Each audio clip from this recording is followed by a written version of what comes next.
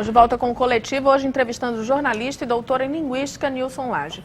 Professor, eu queria aproveitar que no bloco anterior a gente estava falando de internet e puxar um pouquinho para as mídias sociais. Um episódio recente culminou com a demissão de 2 jornalistas do Grupo Folha que se posicionaram, fizeram comentários em seus perfis pessoais do Twitter que contrariaram a direção do grupo. Jornalista que trabalha em veículo não tem liberdade de expressão na mídia social, é isso, na verdade? É. Mas, professor, tem um caso, eu não acho que fosse caso de demissão. Agora, esses 2 jornalistas foram desrespeitosos, que aí já é outro problema. Eles comentaram de forma desrespeitosa, porque, na verdade, eles disseram assim, todo mundo sabe que em jornal tem alguns perfis prontos de pessoas que já são muito velhas, tal, que aquilo precisa fazer aquele obituário quando a pessoa morrer. E eles fizeram um comentário, a meu ver, desrespeitoso sobre isso. Não que fosse proibido falar sobre isso, mas da forma como eles fizeram, eu considerei desrespeitoso. Ainda que eu não acho que fosse caso para demissão. Ô Plínio, só para o telespectador, podia até resumir que assunto foi esse, que de repente alguém que não sabe. Né? Eu não lembro exatamente os termos, mas teve um jornalista da Folha e uma jornalista do jornal chamado Agora São Paulo, que é do Grupo Folha, que comentaram que estava pronto o obituário do José Alencar, vice-presidente da República. Agora, isso que eu digo, e foram demitidos os 2, a ombudsman comentou no jornal da Folha, e eles foram demitidos. Agora, eu não acho que é caso de demissão, agora eu acho que o modo como eles se reportaram ao fato foi um modo desrespeitoso. Né? Mas aí é uma outra questão. Né? Mas para quem faz parte da rede, consegue diferenciar, o senhor acha, o que é uma opinião do jornalista, da pessoa e a opinião do veículo, que naquele momento em que a pessoa está fazendo aquele comentário, ela não fala em nome do veículo? Ou é impossível dissociar isso? Olha, depende. Na verdade, o jornalista que trabalha numa rede, ou que trabalha por uma empresa desse tipo Folha, eu estou falando do mundo real e de uma empresa real, eu não estou falando de empresas em abstrato. Uma pessoa que trabalha numa empresa como essa sabe perfeitamente que a empresa tem um discurso, tem uma intenção, tem uma política e tem um objetivo. Representa um determinado marco de interesse. Qualquer coisa que ele diga que contrarie isso, será tido como uma agressão à empresa. Isso aí é sabido. E ninguém discute isso. O único problema que existe é o respeito à informação. A única coisa que é revoltante e que está errada é você, em nome de um objetivo qualquer, mutilar a informação. Isso aí é dramático. Você tem uma informação e mutila para torcer para um objetivo. Aí a coisa... Mas as empresas são assim mesmo. Elas têm, na verdade, há projetos de Brasil, né? Projetos de Brasil que atendem a grupos de interesse. Esses projetos de Brasil são colocados pela empresa. Toda empresa da América do Sul, né? Ela opta por um sistema político, que é o sistema, na América do Sul, do Peru, da Colômbia e do Chile, né, que confronta o sistema adotado no Brasil, na Argentina, no Uruguai e mais radicalmente na Venezuela. E isso todo mundo sabe disso, não é segredo. E o que acontece na imprensa brasileira, acontece na imprensa argentina, acontece na imprensa venezuelana, acontece em toda parte. É uma unidade, né, construída ao longo do tempo, né, em torno das organizações internacionais de donos de jornais, que estabeleceram essa aliança, né, em função de interesses comuns, de qualquer coisa. Então, quando você trabalha numa empresa dessas, você tem, por bom senso, né, de medir sua expressão quando você tangencia esse tipo de assunto. Você não vai entrar de sola. No caso dos obituários, olha, eu tenho certeza que qualquer jornal grande tem, por exemplo, o obituário do arquiteto Niemeyer, que é um homem de 100 e tantos poucos anos, então é normal que tenha. Nós tínhamos, quando eu trabalhava, nós tínhamos um obituário, na última hora nós tínhamos um obituário, vários obituários prontos, desde o lote até Aspar Dutra, os obituários estavam prontos ali, porque e alguns até o caso do New York Times, que tem uma entrevista, que faz uma entrevista específica para ser publicada após morte. Você dá uma entrevista, aquela entrevista é mantida em segredo. E aquilo é mantido em segredo, total segredo, até que ele morra. Para que a palavra dele seja expressa depois da morte. Carlinhos, só um minutinho. Eu queria sair um pouquinho do obituário e voltar para um ponto Botar na maternidade. Você colocou, Nilson, uma coisa aí importantíssima. Falou de Argentina, Venezuela, Brasil e tal. Interesses. Grandes veículos e os interesses. Colocação rápida. Onde é que entra, de fato, a palavra democracia? Aí nesses grandes interesses dos grandes jornais do Brasil, da Alemanha, da Espanha, da Argentina e tal, das grandes redes de televisão, tem espaço para a democracia? Nós somos realmente um país democrático do ponto de vista da informação, da liberação da informação? Como é?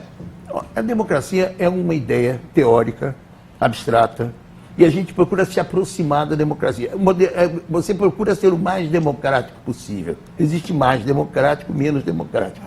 Democracia absoluta é uma coisa inteiramente... Estaria perto da utopia do Thomas More, 1516, sim. A democracia absoluta. Há um sistema em que cada pessoa pudesse manifestar com igual força a sua opinião, seria um sistema perfeito. Mas esse sistema não existe. Há sempre uma pressão social, por algum motivo, contra alguma coisa. E esses conflitos, essa dinâmica de conflitos, é própria da história. A história foi feita assim. Agora, o que a gente pode pretender no Brasil é que essa visão seja menos regionalizada, né? Corresponda mais à grande variedade cultural no país, né? Que, por exemplo, na hora de se avaliar um governo, se avalie o Nordeste e não apenas o Estado de São Paulo e o Rio de Janeiro, ou lá o que seja. Quer dizer, é preciso que se pense que o país tem que ter uma série de variantes no país e que se pode, em cada momento, em cada lugar, há uma posição mais progressista, uma posição mais conservadora, e varia, que às vezes há conflito, o que é mais progressista aqui é mais conservador adiante. Professor, eu queria mais uma vez mudar o rumo da prosa aqui, não é? Bom, na verdade, eu, como literata que sou, tenho essa antena ligada direto para a literatura. E a gente sabe que Machado de Assis, Lima Barreto, Graciliano Ramos, né? Os dois primeiros, principalmente, foram homens de mídia do seu tempo. Né? O Machado trabalhou mais de 40 anos aí nas revistas e jornais da época, não é? Lima Barreto também seguiu por esse rumo. O Graciliano publicou em folhetins, não é? Jornal do Comércio, não estou enganado. Muito bem. Eu queria que o senhor discorresse um pouco sobre essa relação que existe entre o jornalismo e a literatura. Como é que o senhor observa, não é? O papel do literata que também escreve no jornal? Como é que o senhor vê essa relação histórica e atual e até para o futuro? Olha, isso aí, nós temos... Voltando vamos começar com Machado de Assis. Sim. Na época de Machado de Assis, a imprensa brasileira era patrocinada pela corte e pelo imperador, que era um homem com pretensões democráticas. Então, é uma figura interessantíssima na história do Brasil, igual, mais ou menos equivalente a Getúlio, um pouco inferior a ele, mas muito importante. Nesse contexto, os jornais eram feitos por literatos. Muito bem. Literatos do perfil e da grandeza de Machado de Assis. Sim. Observe que o texto era absolutamente seco, sem adjetivos, era um texto extremamente... Você pega a inauguração, eu pego a inauguração da ferrovia, da primeira ferrovia que foi feita no Brasil, que ligava Nova Iguaçu ao Rio de Janeiro. Sua Majestade Imperial inaugurou outra ferrovia, tal coisa assim, a ferrovia parte de tal para tal. Quer dizer, eles escreviam assim. Quer dizer, isso é uma época. Sim, sim. Quando vem a República, e não há mais esse mecenato, tenta-se estabelecer um capitalismo sem muita condição, não havia agência de publicidade, não havia nada, mas então aparece o corretor de anúncios e aparece aquela figura do jornalista meio analfabeto, né?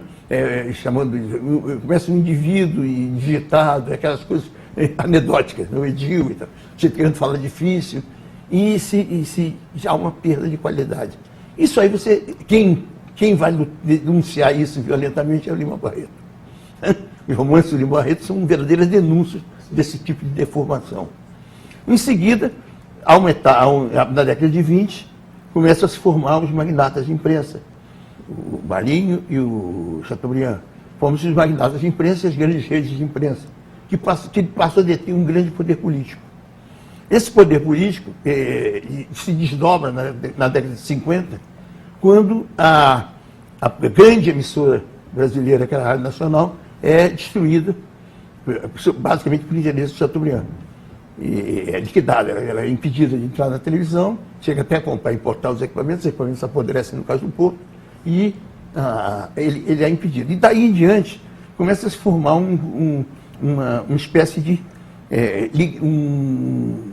uma associação beneficiada pelo fato de que, a partir do governo Jânio Quadros, o papel deixou de ser subsidiado, tornou-se caro, e com os custos enormes de manutenção e com a centralização da publicidade nas agências de São Paulo e do Rio, tornou-se inviável para as empresas regionais terem cobertura nacional. A partir daí, elas se tornaram dependentes das poucas empresas que são centrais, que, portanto, recebem a publicidade central distribuída no Rio, no São Paulo, para o país inteiro, passam a dispor dessa publicidade mais nobre, publicidade em geral de marca, e daí eles partem para uma dominação ideológica mais ampla. Então, uma coisa como as empresas de Pernambuco, empresas de Ceará, empresas de Minas, empresas da Bahia, que têm perfil diferenciado, elas são compelidas a ingressar nesses alinhamentos. Portanto, isso não é uma coisa democrática, isso não é uma coisa que deva ser feita, é apenas resultado de uma distorção que ocorre num país desse tamanho, que não pode ser tão centralizado assim.